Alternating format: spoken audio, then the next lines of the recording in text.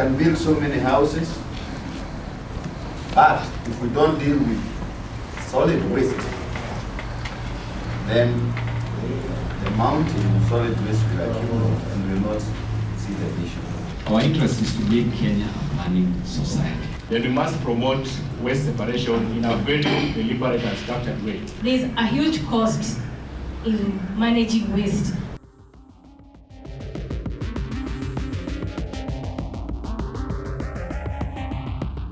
Rapid urbanization is real and presents with it both opportunities and challenges. Kenya, for instance, is riding on a 4-point agenda to arrest the burdens of urbanization. The main area of focus pivots around housing and the essential services. There seems to be a deep problem about how the country has been handling waste. Did you know that every Kenyan citizen generates at least 1 kilogram of solid waste every day? That translates to 40,000 tons of solid waste a day. Some of the concerns that have emerged from the piling stacks of solid waste include the disconnect between the primary waste collectors, the cottage industry operators, and the waste processing plants. Limitations in the operating environment of the primary or informal waste management arena, and the technological deficiencies at the primary waste level are some of the key issues. The illustrated gaps informed the inaugural civil society dialogue on solid waste management. The conversation came against the backdrop of the call to action adopted during the 1st October 2018 World Habitat Day celebrations, calling upon Csos to play an integral role in promoting waste-wise cities by adopting the 5R principles of reduce, reuse, recycle, rethink, and refuse.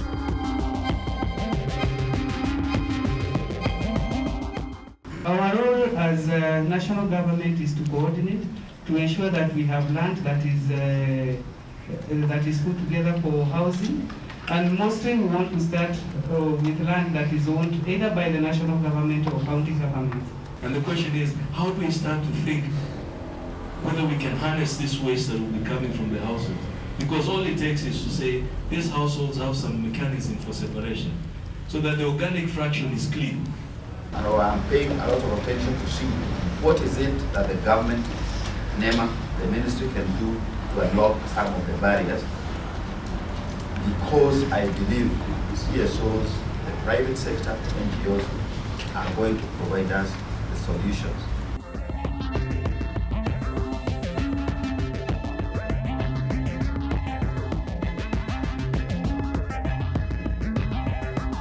This maiden discourse sought to promote learning, exchange, and networking in solid waste management innovations, technologies and policy instruments that facilitate integration of informal practices into the formal solid waste management value chain and the affordable housing delivery plan.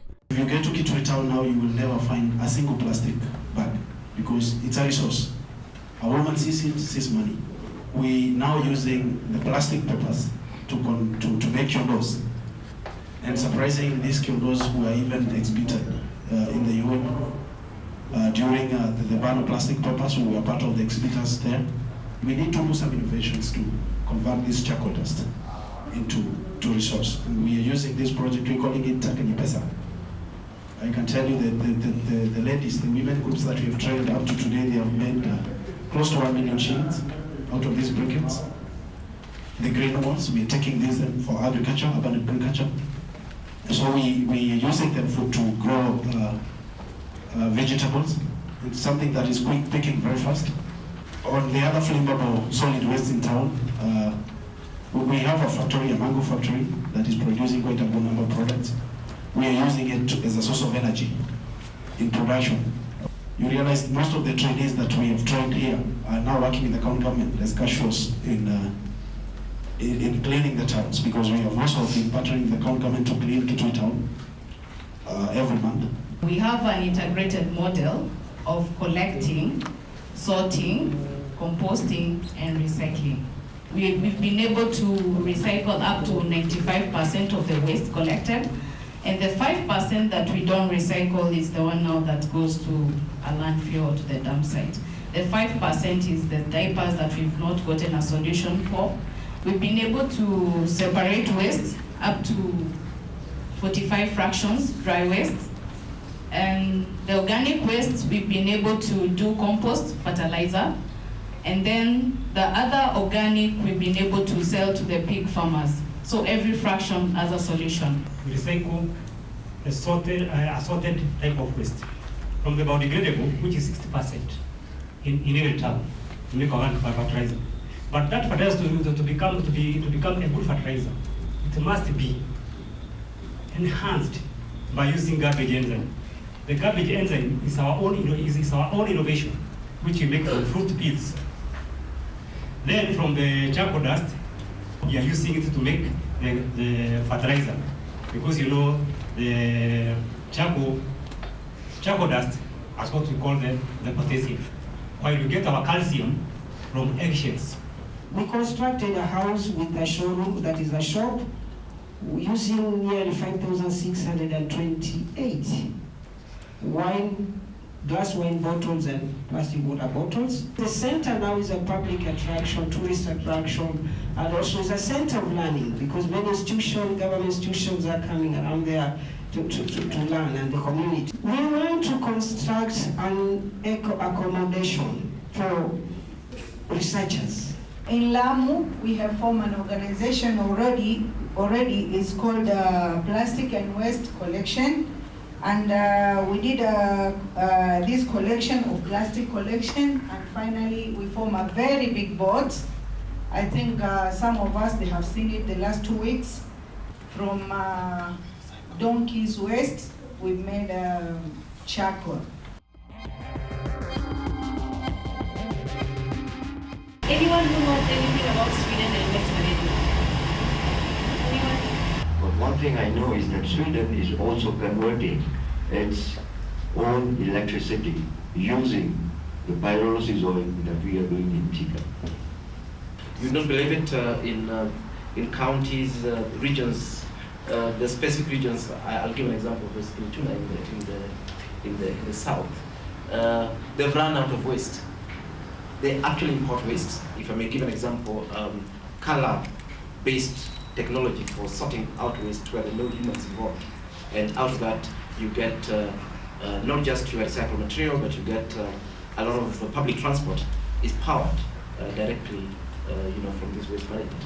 For us, we are unable to use our waste, while there are those who are importing waste. Any waste in Asia, and we need it, while in Kenya, we don't need it. I'm not saying we don't need it, waste is money. Yeah, so what is the problem? I have a fear, which could be unfounded, that very soon you're going to start fighting for my waste. and you might start fostering collection cartels.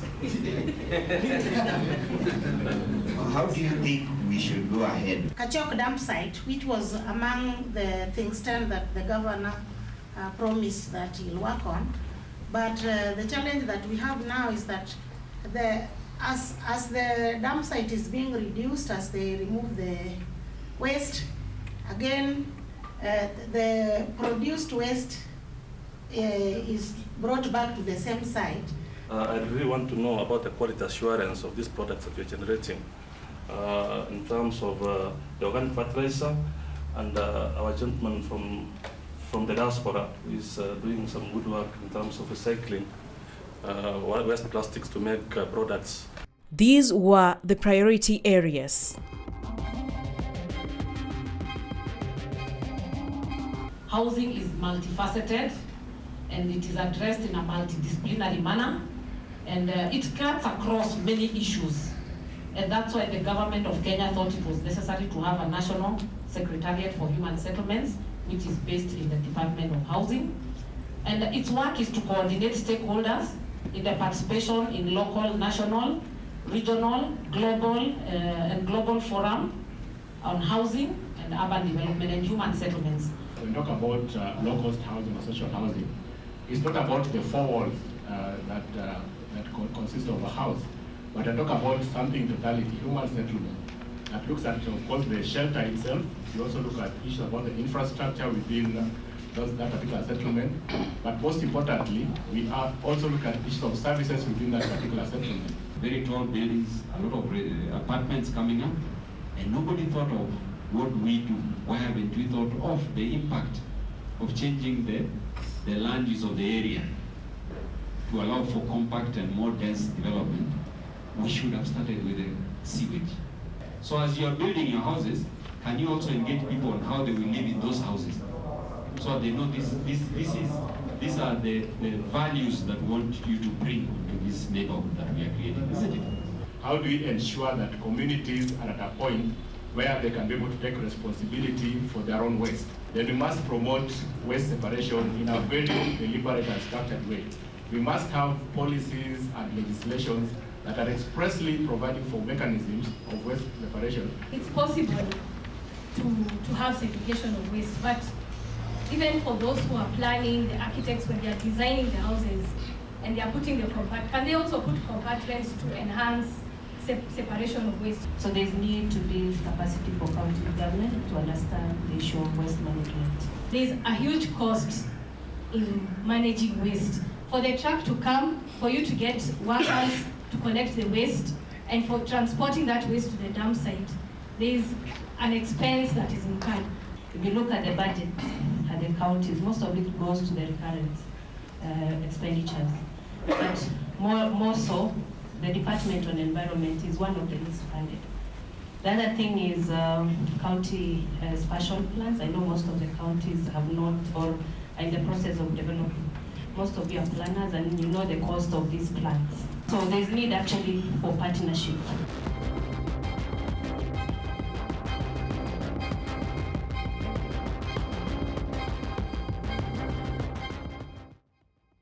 We recognize the value of integrating solid waste management within the affordable housing delivery scheme under the Big Four agenda, and shall take necessary measures to cooperate and coordinate our actions to contribute more effectively to the delivery plan. Secondly, we recognize the value of the CSO's contribution to the solid waste management value chain under the National Solid Waste Management Strategy, and shall seek to influence the responsible authorities, NEMA included, to ensure an integrated licensing and regulatory environment that promotes ease of doing business and enforces the payback plan in the renewal of licensing. We appreciate the government, both national and county government, role in providing an enabling environment for CSOs to engage in solid waste management and seek to strengthen our collective participation in the design, and we're meaning design, so that we're not Johnny-come-latelys, that you only said, okay, where do we plug in at the end of the day? But part of the design discussion, the implementation and monitoring of the government programs such as Csos, Big Four agenda, and so on and so forth. We acknowledge the urgent need for a cultural revolution as a means of catalyzing a progressive culture change at the household level to stem the solid waste management menace and take responsibility in cooperating in an awareness and sensitization measure that targets the grassroots communities. We appreciate the critical role that planning plays in shaping the solid waste management value chain and take cognizance of the legal channels laid out for various plans at the county level, and shall take all appropriate measures to empower CSOs to engage more proactively in the development, implementation, and monitoring of the Urban Integrated Plan, Sector Plans, CIDPs, and so on. Such beautiful ideas, good innovations, but as Nora was arguing here, it's only with them. It's not perhaps even in government space, not even in some of our spaces. So I think it's important that we start to see how do we manage this knowledge, how do we make it accessible, how do we build onto best practice portfolio database so that the extent to which we educate others is based on actual practice.